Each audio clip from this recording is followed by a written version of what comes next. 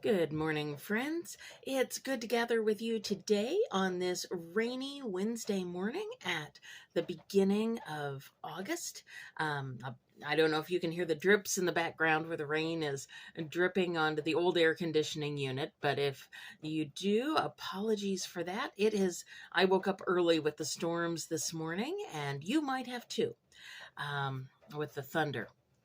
I'm filling in for Reverend Jennifer today. She's down at a college ministry conference in Columbia, and we're swapping places today. So normally, Reverend Jennifer asks us the question, "Where have you seen God at work?" And there are some weeks that question is really easy to answer. There are things that pop to mind. There are maybe you heard just the right words at just the right time, or you rounded a corner and saw something that just kind of took your breath away, that it was just a balm to your soul. And then there are other weeks where that question might really be a challenge. There are weeks where instead of being able to easily answer how you've seen God at work, you might really struggle to come up with an answer, maybe any answer. And I just want to assure you today that is completely a part of the normal process of being human. There are times that it's easy to see evidence of God and at work in the world around us. And then there are times where it's much harder. Now, sometimes that's because of the big things in life. Maybe an intensive illness, or someone we love has died, or a job has been lost, or there's some kind of financial crisis or natural disaster. Those are times that, ironically enough, sometimes have both ends of the scale. Sometimes it's really hard, and then also sometimes in the midst of those, sometimes we do see evidence of God's presence most clearly in those times. There are other times that maybe there's no reason that we can come up with, that we're not really sensing where God is around us. We just know that it's hard to do. We're sometimes in what they call those dog days of summer as we get to August, right? And the heat sometimes just seems to stretch. It was certainly that way at the end of last week. And there are some times in life where things just seem to go on and on with no change. And it's almost like our capabilities to sense God get a little dulled. So what do we do in those times? How do we attempt to reconnect and see that evidence of where God is around us? Well, there are several different things we can do. Of course, prayer is one piece. Another place that I like to turn in those times is to the Psalms in the Bible. And if you have a physical Bible, it's roughly in the middle. If you kind of let your Bible flip open roughly to the middle, and then usually it's a little bit before that. But I find that in the Psalms, they capture so well the range of human emotions, all the ups and downs. And I was just flipping through these this morning, and Psalm 69 is one of those where the psalmist writing it was in the middle of crisis. "Save me, O God, for the waters have come up to my neck. I sink in the miry depths where there is no foothold. I come into the deep waters and the floods engulf me. I'm worn out, calling for help.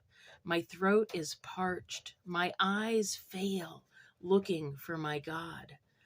Wow, I mean, that's an experience, right, of somebody who is looking, searching for God and feels unable to connect at that moment.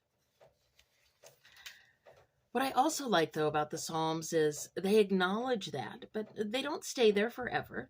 They go on. And that Psalm 69 goes on, and toward the end of it, "But I pray to you, O Lord, in the time of your favor.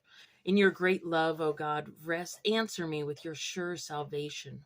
Rescue me. Do not let me sink. Deliver me. Answer me, O Lord, out of the goodness of your love. In your great mercy, turn to me. Do not hide your face from your servant." right? So sometimes diving into some of the Psalms, just as that reminder that people for thousands of years have been in that same place of having times where it is hard to see where God is at work. But then if you flip a few pages further, you find reminders that after those times, there is that experience of seeing God, connecting with God, having that evidence, that heartwarming sense of God's love. Over to Psalm 95. We are the people of God's pasture, the flock under God's care. Right? That sense that we declare what God is doing. Psalm 97, the Lord reigns, let the earth be glad, let the distant shores rejoice. Clouds and thick darkness surround God. So sometimes, even when it's hard to see, maybe that's actually when we're getting closest to God. We may not quite know it yet, but it's an interesting perspective to consider. So consider flipping into one of the Psalms. And in Jewish tradition, they would often read a psalm multiple times, 2 or 3 times, and come back to that again and again throughout the day.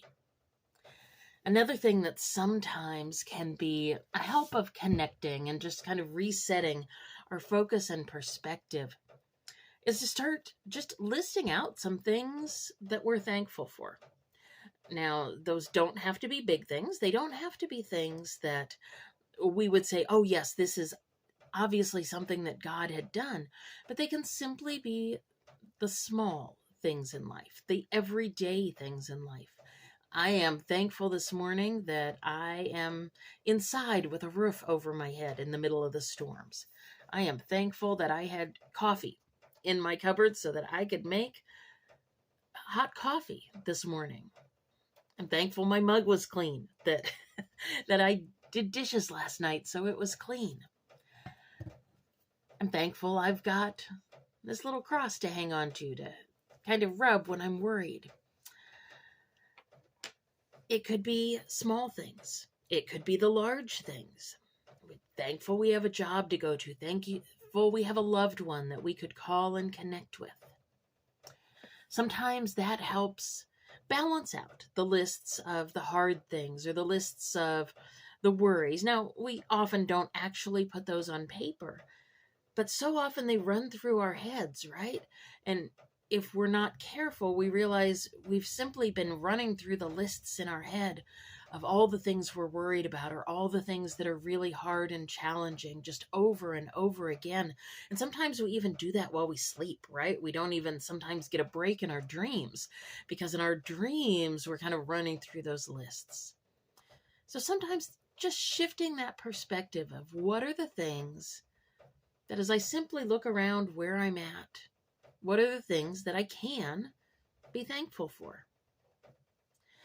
And then the third thing that sometimes can be a helpful practice when we're finding it difficult to connect is as simply as we go into our day to be on the lookout for some way, large or small, that we can do something that would make a positive difference in the life of someone else.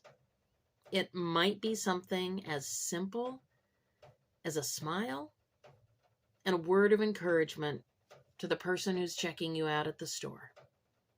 It might be picking up the phone and sending a message or making a call to somebody who comes to mind. It might be writing a letter. It might be doing a kind act for someone. Maybe it's replacing the roll of toilet paper before it completely runs out, right? And having a new one right there. Could be just about anything. But those little acts can also help us have a reset, a reframe of mind. And they certainly might make a difference in somebody else's life. We likely won't know what kind of impact they made. But anytime we put love and kindness out into the world, it is not a wasted effort. it does help shape this world around us. So friends, as you think about that question, where are you seeing God at work? Whatever the answer is for that for you today, know that God is at work, regardless of whether or not you can sense it today. This might be a week where you can't, but God is always at work. You can trust on that. You can count on that. And there will be weeks where you have ready answers. It may be many weeks until that is, if it's in a particularly rough season. But we can hang on to that hope. And I'll hang on to that hope with you. And you can hang on to it for me when I'm in one of those weeks where I'm having trouble seeing that too, because that happens to all of us.